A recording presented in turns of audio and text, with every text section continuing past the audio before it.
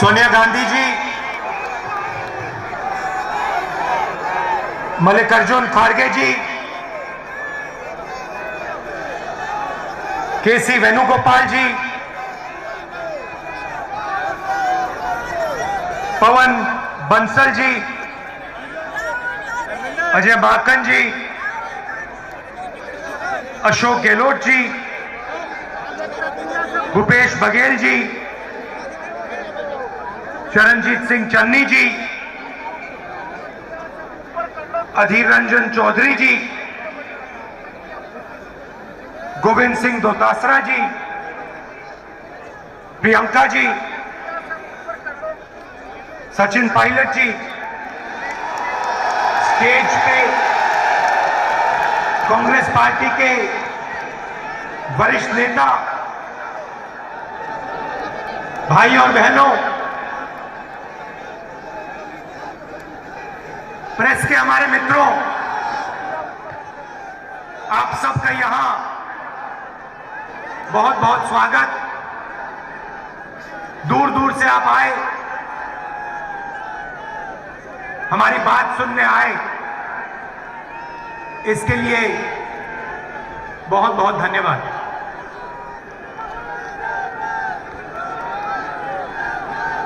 देश की हालत आप सबको दिख रही है। रैली महंगाई के बारे में है, बेरोजगारी के बारे में है, जो आम जनता को दर्द हो रहा है, दुख हो रहा है, उसके बारे में है।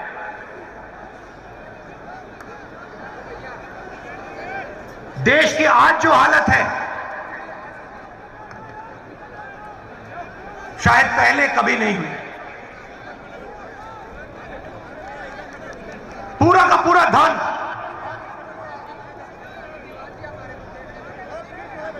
चार पांच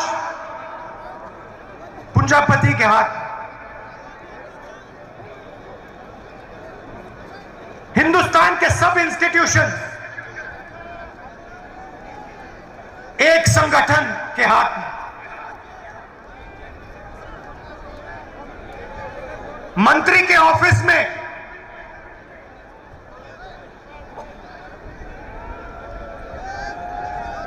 आरएसएस के ओएसडी। देश को जनता नहीं चला रही है, देश को 3-4 पूंजीपति चला रहे हैं। और हमारे प्रधानमंत्री जी उनका काम कर रहे हैं।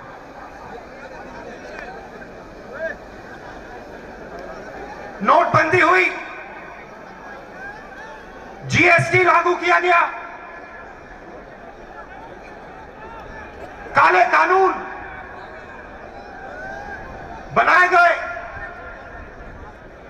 और कोरोना के समय आपने देश की जनता और देश की हालत देखी। मगर इन चीजों के बोलने से पहले मैं आज आपसे एक दूसरी बात करना चाहता हूं।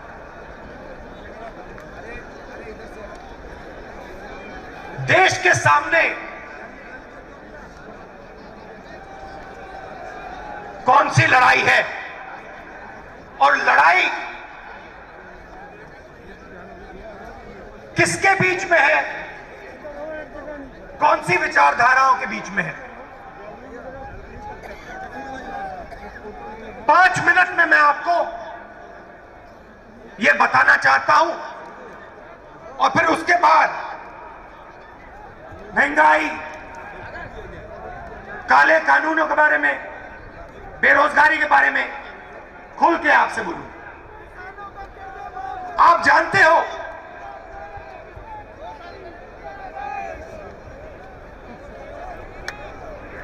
कि दो जीवों की एक आत्मा नहीं हो सकती। क्या दो जीवों की एक आत्मा हो सकती है? नहीं हो सकती। वैसे ही दो शब्दों का एक मतलब नहीं हो सकता।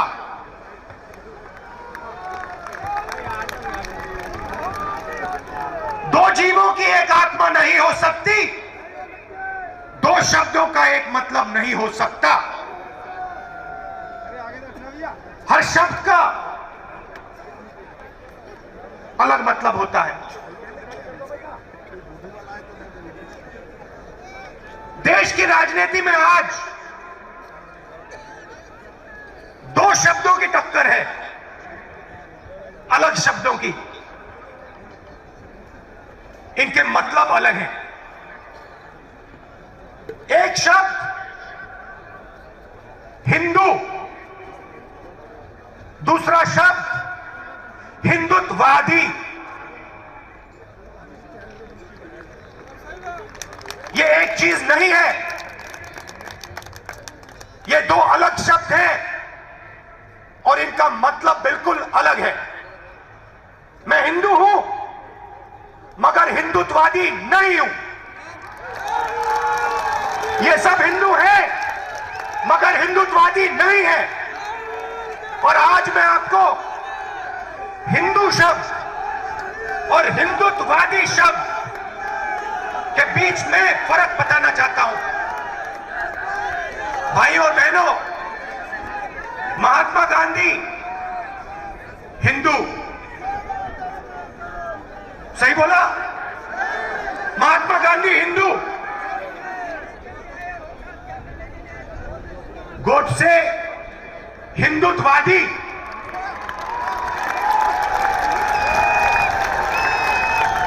फर्क क्या होता है? फर्क मैं आपको बताता हूं। चाहे कुछ भी हो जाए, हिंदू सत्य को ढूंढता है।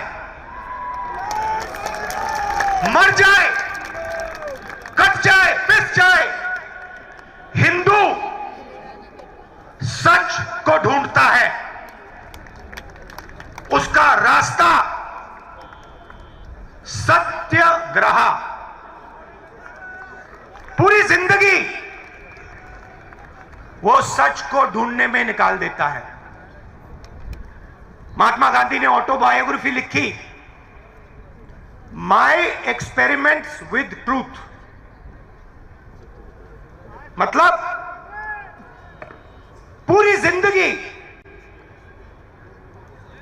उन्होंने सत्य को समझने के लिए, सच को ढूंढने के लिए बिता दी। और अंत में एक हिंदुत्ववादी ने उनकी छाती में 3 गोली मारी।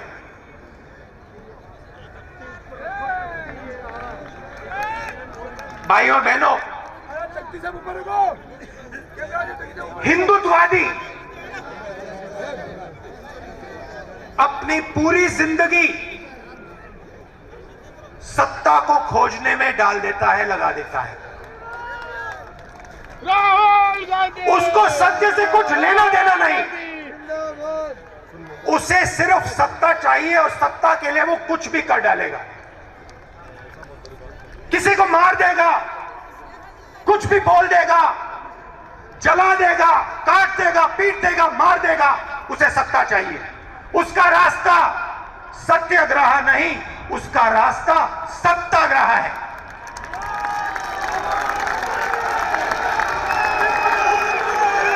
हिंदू भाइयों और बहनों, हिंदू अपने डर का सामना करता है। हिंदू खड़ा होकर अपने डर का सामना करता है और 1 इंच पीछे नहीं हटता है। वो शिवजी जैसे अपने डर को निगल जाता है, पी लेता है। हिंदुत्ववादी भाइयों बहनों अपने डर के सामने झुक जाता है, अपने डर के सामने वो मत्था टेकता है। हिंदुत्ववादी को उसका डर डुबा देता है और इस डर से उसके दिल में नफरत पैदा होती है, डर से नफरत पैदा होती है, गुस्सा आता है, क्रोध आता है। हिंदू डर का सामना करता है, उसके दिल में शांति पैदा होती है, उसके दिल में प्यार पैदा होता है, उसके दिल में उसके अंदर शक्ति पैदा होती है। ये भाई और बहनों हिंदुत्ववादी और हिंदू के बीच में फर्क है। मैं आपको ये भाषण क्यों दिया? क्योंकि आप सब हिंदू हो, हिंदुत्ववादी नहीं। और ये देश हिंदुओं का देश है, हिंदुत्ववादियों का नहीं। और आज अगर इस देश में महंगाई है, दर्द है, दुख है, तो ये काम हिंदुत्ववादियों ने किया है। हिंदुत्ववादियों को किसी भी हालत में सत्ता चाहिए। जैसे महात्मा गांधी ने कहा, मैं सच्चाई चाहता हूं, मैं सच्चाई ढूंढता हूं, मुझे सत्ता नहीं चाहिए। वैसे ही ये कहते हैं, मुझे सत्ता चाहिए, सच्चाई से मुझे कुछ लेना देना नहीं। सच्चाई जाए बाहर में, मुझे कुर्सी मिल जाए बस। और 2014 से इन लोगों का राज है, हिंदुत्ववादियों का राज है, हिंदुओं का नहीं। सही है ना? हिंदुत्ववादियों का राज है, हिंदुओं का नहीं। और हमें एक बार फिर इन हिंदुत्ववादियों को बाहर निकालना है और एक बार फिर हिंदुओं का राज लाना है। हिंदू कौन? जो सबसे गले लगता है। हिंदू कौन? जो किसी से नहीं डरता है। हिंदू कौन? जो हर धर्म का आदर करता है, वो है हिंदू।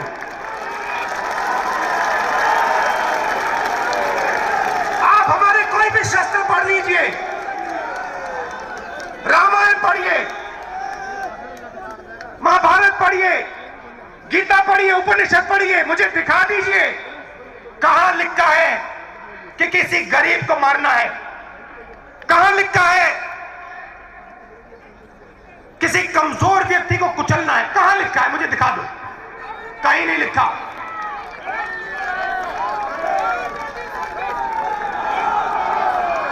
गीता में लिखा है, गीता में लिखा है, सत्य की लड़ाई लड़ो, मर जाओ, कट जाओ, सत्य की लड़ाई लड़ो। गीता में कृष्ण जी ने अर्जुन से यह नहीं कहा कि अपने भाइयों को सत्ता के लिए मारो। कृष्ण ने अर्जुन से कहा, अपने भाइयों को सच्चाई के लिए मारो। ये लड़ाई भाई और बहनों आज हिंदुस्तान में चल रही है। ये झूठे हिंदू, ये झूठे हिंदू,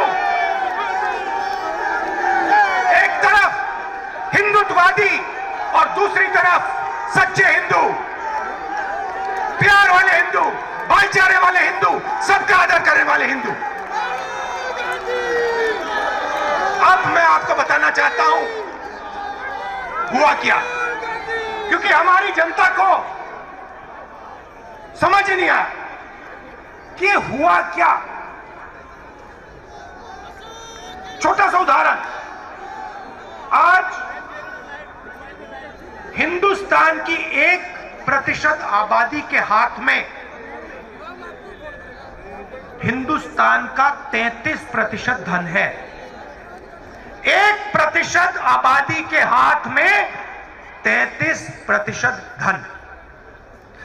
10% आबादी के हाथ में 65% धन और सबसे गरीब 50% आबादी के हाथ में 6% धन। भाई और बहनों, नरेंद्र मोदी जी ने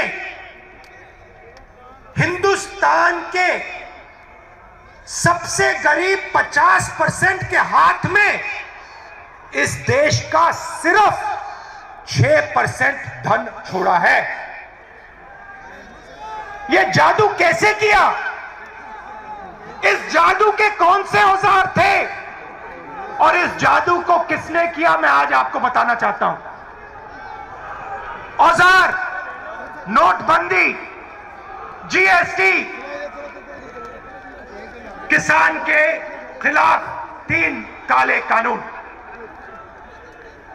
भाई और बहनों, नरेंद्र मोदी जी के आने से पहले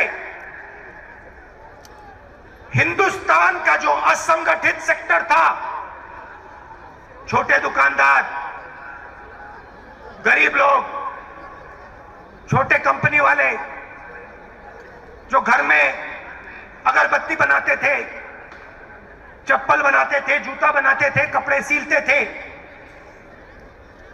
किसान जो संगठित नहीं थे, मोदी जी के आने से पहले असंगठित क्षेत्र का हिस्सा 52% हुआ करता था। नोटबंदी, जीएसटी, काले कानून और कोरोना के बाद असंगठित क्षेत्र का भाग 20% तक पहुंच गया।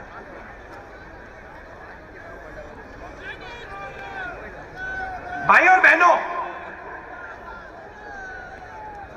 हिंदुस्तान का 90% फायदा, 90% प्रॉफिट, कॉर्पोरेट प्रॉफिट 20 कंपनियों को जाता है। ये जो आप टीवी देख रहे हैं ना, ये जो इस रैली को 5 मिनट के लिए दिखाएंगे, ये उनके गुलाम है।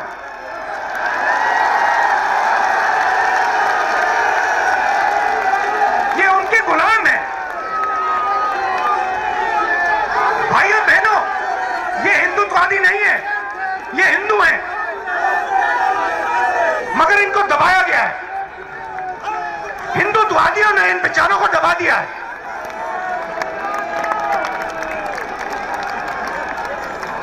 मगर हिंदू को नहीं दबाया जा सकता, कभी किया नहीं जा सकता। 3000 साल में नहीं हुआ, आज भी नहीं हो सकता।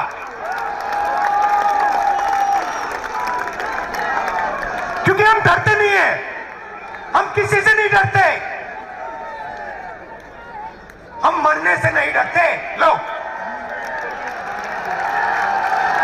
तो नरेंद्र मोदी जी और उनके 3-4 उद्योगपतियों ने, हिंदुत्ववादियों ने इस देश को 10 साल में बर्बाद, 8 साल में बर्बाद कर दिया, खत्म कर दिया। 7 साल में जो पहले किसान पैसे बनाता था, हमने कर्जा माफी की। हम बात को समझे कि किसान को मदद करने की जरूरत है। कर्जा माफी की छत्तीसगढ़ के चीफ मिनिस्टर बैठे, कमलनाथ बैठे, चन्नी जी बैठे, हर स्टेट में हमने कर्जा माफी की। क्यों? क्योंकि हम जानते हैं कि किसान इस देश की रीढ़ की हड्डी है, उसके बिना कुछ नहीं हो सकता। नरेंद्र मोदी जी ने किसानों की जो आत्मा है, उनका जो दिल है, छाती में चाकू मार। और भाई और बहनों, आगे से नहीं, यूं नहीं,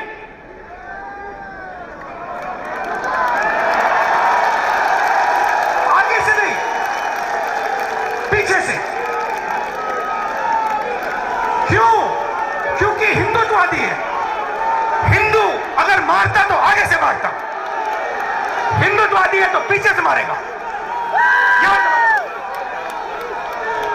भाई और बहनों, पीछे से छुरा मारा और फिर कहते हैं जब हिंदू किसान हिंदुत्ववादी के सामने खड़ा हुआ तो हिंदुत्ववादी ने कहा मैं माफी मांगता हूं,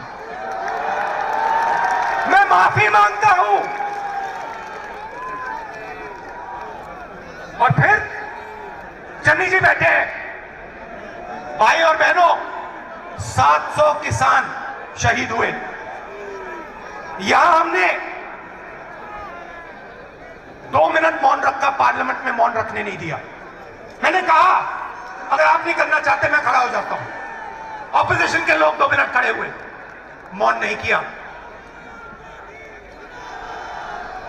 चन्नी जी से आप पूछिए, चन्नी जी हैं?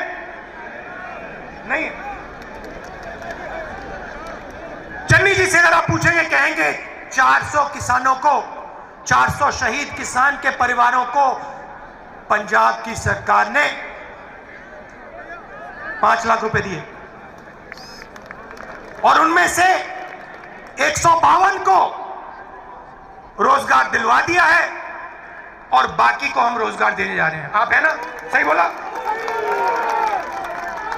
हिंदुस्तान की सरकार कहती है, पार्लियामेंट में कहती है हमें मालूम नहीं कौन से किसान मरे, हमारे पास लिस्ट ही नहीं है, कोई किसान शहीद हुए ही नहीं। पार्लियामेंट में कहा हम कॉम्पनसेशन कैसे दें, हमें तो मालूम ही नहीं। मैंने पंजाब की लिस्ट ली, हरियाणा से 70-80 और नाम लिए,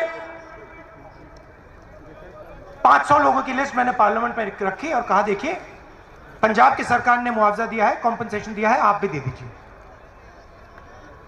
माफी मांगी, पहले पीछे से छुरा मारा, फिर माफी मांगी और जब कॉम्पनसेशन देने की बात आई, 5 लाख, 10 लाख, 25 लाख रुपए देने की बात आई तो नरेंद्र मोदी नहीं दे सकता, क्योंकि वो किसान मरे ही नहीं, वो शहीद ही नहीं हुए। तो ये जो सोच है हिंदुत्ववादियों की, चाइना की सेना हिंदुस्तान के अंदर आ जाएगी, 1000 किलोमीटर ले जाएगी, प्रधानमंत्री कहेंगे देश के अंदर कोई नहीं आया, और फिर डिफेंस मिनिस्ट्री कहेगी कि चाइना हमारे देश के अंदर आ गई, चाइना की सेना हमारे देश के अंदर है। भाइयों बहनों, थोड़ा मैं आपको पढ़ के बताना चाहता हूं। गैस सिलेंडर 2014 में 414 रुपए, 221 900 रुपए, 117% बढ़ोतरी। पेट्रोल 70 रुपए, आज 100 रुपए। डीजल 60 रुपए, आज 90 रुपए। चीनी 30 रुपए, आज 50 रुपए।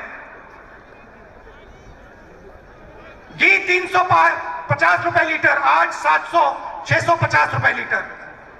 आटा 15 रुपए, आज 30 रुपए।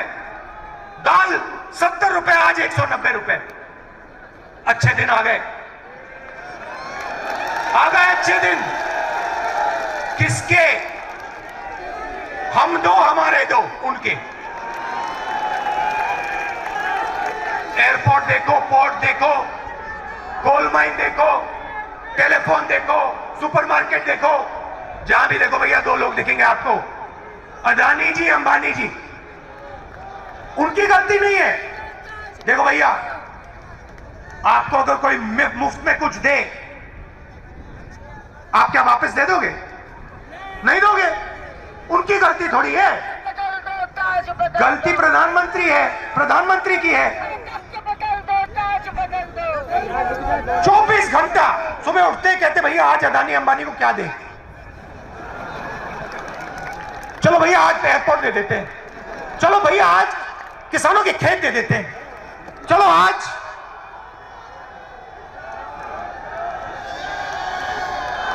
खनन दे देते हैं, माइन दे देते हैं।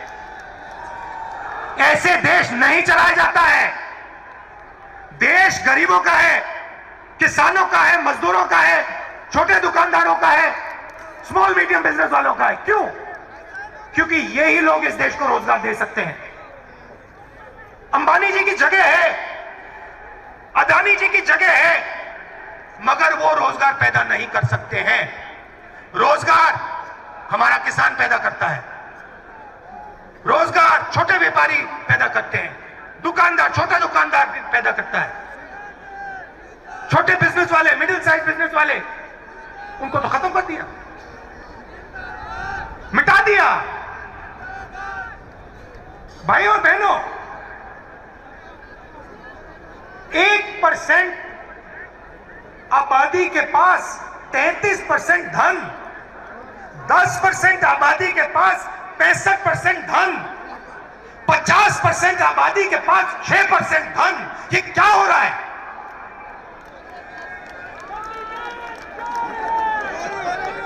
हिंदुस्तान को इस आक्रमण के खिलाफ खड़ा होना ही पड़ेगा और कोई रास्ता नहीं।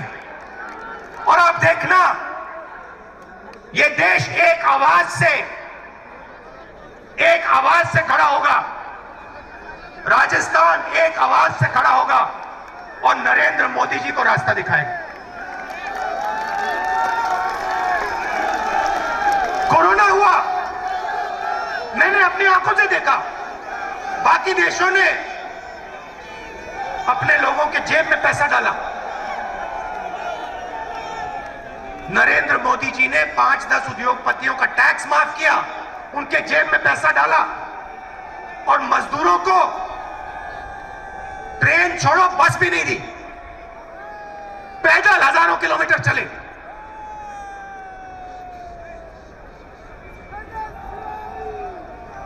सौ 200 लोग सड़क पे मर गए। नरेंद्र मोदी जी ने कहा, थाली बजाओ, थाली बजाओ, मोबाइल फोन की लाइट जलाओ, मर जाओ।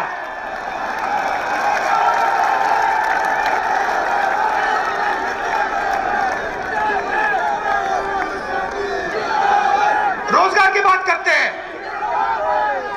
आज 60 साल से सबसे ज्यादा बेरोजगारी हिंदुस्तान में आज। क्यों?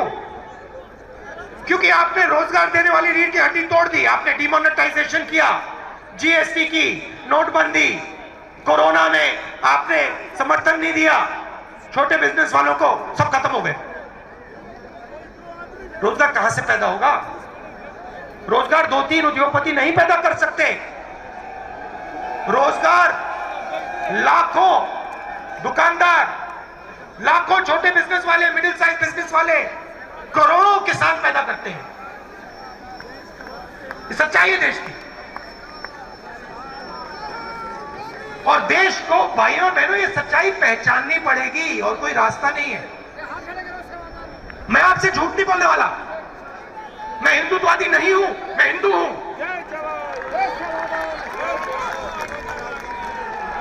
मैं डरता नहीं हूं। सत्ता मिले ना मिले कोई फर्क नहीं पड़ता। मैं सच्चाई के रास्ते से नहीं हटने वाला। मगर सच्चाई देश को पहचाननी पड़ेगी। चाइना ने अरुणाचल में, लद्दाख में हमारी जमीन ली है। मोदी जी कहते कुछ नहीं हुआ। किसान, 700 किसान शहीद हुए, मोदी जी कहते कुछ नहीं हुआ।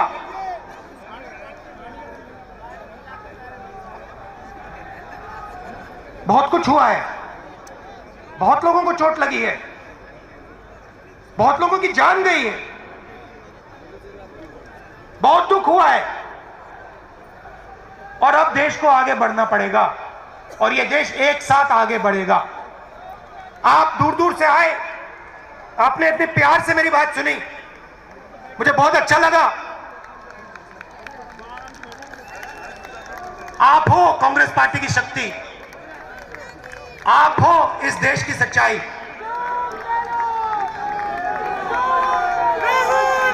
आप लड़ते हो देश के लिए।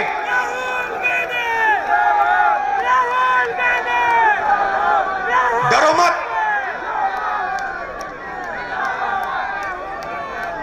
डरो मत, डरो मत, कोई जरूरत नहीं डरने की। दिल से आपका बहुत बहुत धन्यवाद। जय हिंद।